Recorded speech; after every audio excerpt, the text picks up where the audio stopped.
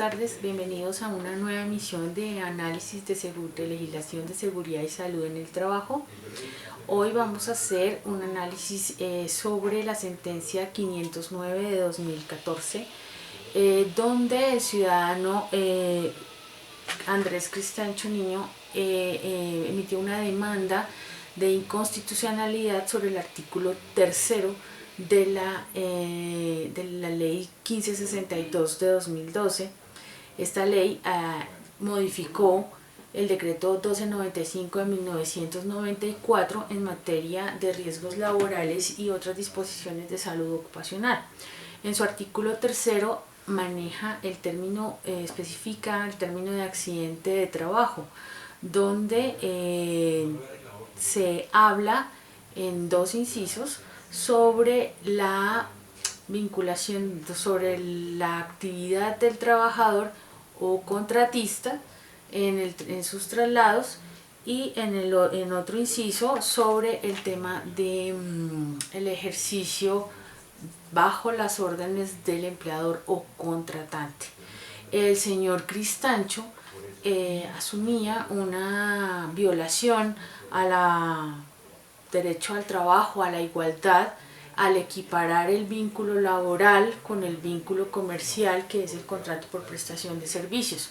En este caso, la Corte Constitucional declaró exequible el artículo tercero, aduciendo que se tiene que manejar la igualdad precisamente en la cobertura de la atención a los trabajadores independiente de su vínculo laboral, ya que el concepto de trabajador, como lo reza acá en la Comunidad Andina de Naciones, tiene que ver específicamente con todo aquel que tiene una labor remunerada y que se incluyen los trabajadores independientes y del sector público. En este caso, la sentencia fue declarada como inepta esta demanda, y se privilegia la igualdad en el término de la cobertura para todos los trabajadores independiente de su vínculo laboral. Nos acompaña la doctora Pilar Ortiz, abogada de la Universidad Santo Tomás, consultora del Consejo Colombiano de Seguridad y asesora para algunas ARLs, quien nos va a aclarar esta sentencia en materia, en las inquietudes que se nos dieron para el análisis de este aspecto. Listo. Bueno, ¿qué significa el término inexequibilidad y qué implica una demanda de inconstitucionalidad?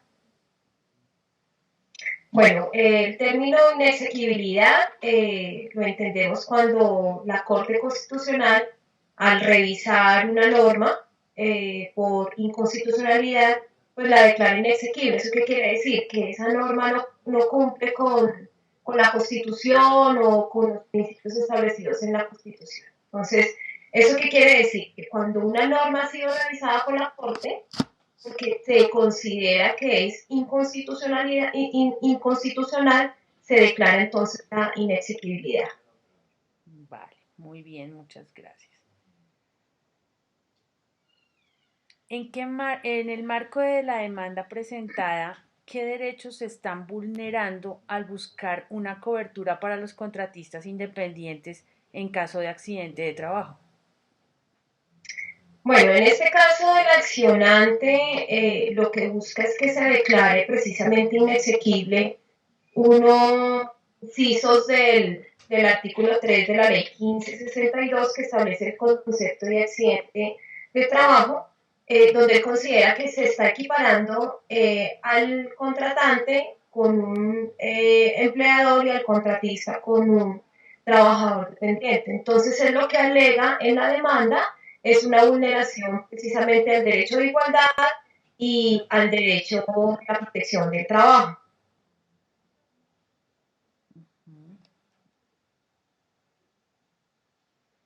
Si el Ministerio de Trabajo, principal ente regulador en cuanto a la protección de la población trabajadora, emite y reconoce la necesidad de proteger a los contratistas independientes inclusive, ¿cuál es el nivel de intervención de las universidades que, como en el caso de la Universidad del Rosario o el externado, respecto a la sentencia, declararon inexequible el artículo demandado y qué impacto tienen en la decisión que toma la Corte ante la demanda presentada? Bueno, nosotros vemos ahí que leyendo la sentencia, la intervención de la Universidad de Rosario y de la Universidad de Externado, ellos también están por la línea de declarar inexequible la norma, porque las dos coinciden en que la norma está equiparando precisamente las dos relaciones que son de una naturaleza totalmente diferente. La laboral en el marco de un contrato de trabajo, de una relación laboral, y la civil que estaría en el marco pues, de un contrato de prestación de servicios. Entonces las dos coinciden que al equiparar esas dos figuras se están violando pues no precisamente constitucionales y también del mismo régimen de seguridad social. O sea, Ahora, el ministerio tiene una postura muy diferente. El ministerio, su argumento es que al incluir esos dos términos en el concepto de accidente de trabajo, simplemente se está equiparando o se está extendiendo la cobertura del sistema de riesgos laborales, pero en ningún momento está tocando la naturaleza de las dos relaciones. uh-huh. ¿Qué se podría plantear para resolver el problema jurídico que se establece en el documento de la sentencia acerca de la definición de accidente de trabajo? Bueno, aquí vale la pena tener en cuenta el antecedente. Desde el año 1994, con el decreto 1295, se creó el Sistema General de Riesgos Profesionales en esa época. Después, en el 2006, la Corte Constitucional precisamente declara inexequible el artículo 9, que es el que nos establecía el concepto de accidente de trabajo. Al declararlo inexequible, pues pierde, digamos, su vida jurídica y nosotros tomamos prestado un concepto de accidente de trabajo que es el de o nos ajustamos al concepto de la decisión 584 de la CAN. En esa demanda se dio un plazo de 6 meses para emitir un nuevo concepto de accidente de trabajo, pero debemos tener en cuenta que hasta el año 2012, con la ley 1562, se establece un concepto de accidente de trabajo. Entonces, lo que yo veo es que el legislador, precisamente por tratar de nuevamente revivir ese concepto legalmente y de extender la cobertura, es que incluye el concepto de contratistas e incluye la palabra contratante, que es el tema aquí en la discusión.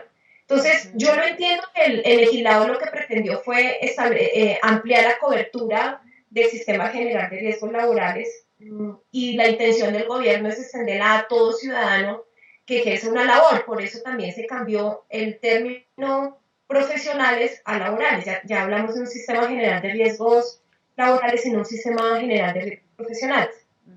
Pero también en su afán de cubrir todo, en el mismo renglón deja la palabra contratista y contratante. Entonces, creo que hubiera sido muy bueno y precisamente para que no se prestara a discusiones, que se hubiera dejado en un inciso aparte la cobertura precisamente de esos contratistas independientes. Uh-huh. ¿Cuál podría ser el impacto de una decisión que en este caso se hubiera dado a favor del demandante y se hubiera aceptado que la cobertura a los contratistas independientes es un factor prestacional que afecta al tipo de vinculación, de contrato? Pues mira, nosotros no podemos desconocer los esfuerzos del gobierno en los últimos años, precisamente para extender esta cobertura del Sistema General de Riesgos Laborales. Y vemos que ya han salido varias normas donde precisamente se trata de proteger ese derecho de toda persona o de todo ciudadano que ejerza una labor, que realice un oficio, que realice una labor. Entonces creo que si la Corte hubiera declarado inexequible esos dos incisos o esos dos términos, pues creo que se hubiera frenado un poco esa extensión de esa cobertura y de un grupo tan importante como es el de los contratistas independientes y que Es importante porque en Colombia, a pesar de todos los esfuerzos del ministerio para que la mayoría de relaciones sean laborales, esta población tiene un impacto gigante en nuestro país. Entonces creo que se hubiera frenado precisamente la afiliación y la cobertura de estos contratistas independientes. ¿Tú crees que existe de una manera, algún tipo de discriminación en este momento sobre los contratistas y los empleados? Los empleados con un régimen de vinculación laboral normal.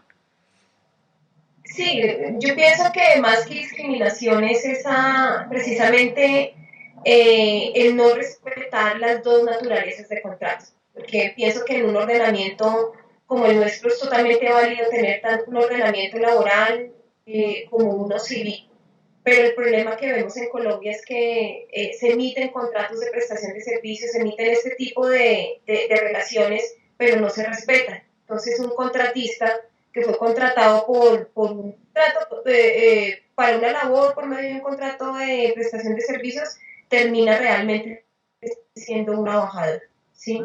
Porque precisamente termina cumpliendo órdenes, termina cumpliendo horario, bueno, todas esas elementos que llegan a constituir una relación laboral y una relación de carácter civil como la de prestación de servicios. Ujú. ¿Qué beneficios ha traído este fallo de esta sentencia para la población trabajadora, incluyendo los contratistas, por supuesto? Pues precisamente la protección de ese grupo de trabajadores y precisamente la extensión de la cobertura de estos laborales, porque no podemos desconocer que un trabajador que no esté afiliado al sistema de seguridad social integral, pues tiene muchas desventajas, ¿sí? Y un trabajador o un artista que no esté afiliado al sistema de restos laborales frente a una contingencia, pues o termina totalmente descubierto o termina precisamente ese contratante por un tema bien importante que es la solidaridad terminaría respondiendo por todas las contingencias, por todas las prestaciones asistenciales y económicas que precisamente es lo que trata de cubrir el sistema de riesgos laborales. Respecto a eso, a esta última acotación que hiciste, en caso de accidente de trabajo para un contratista, ¿cuál es ese nivel de responsabilidad del contratante? Siendo que son un tipo de contrato diferente. ¿Cuál es ese nivel de responsabilidad? Sí, eso responde a tu última pregunta. Digamos que nosotros no podemos desconocer la responsabilidad que hay frente a lo que le pueda pasar a un contratista.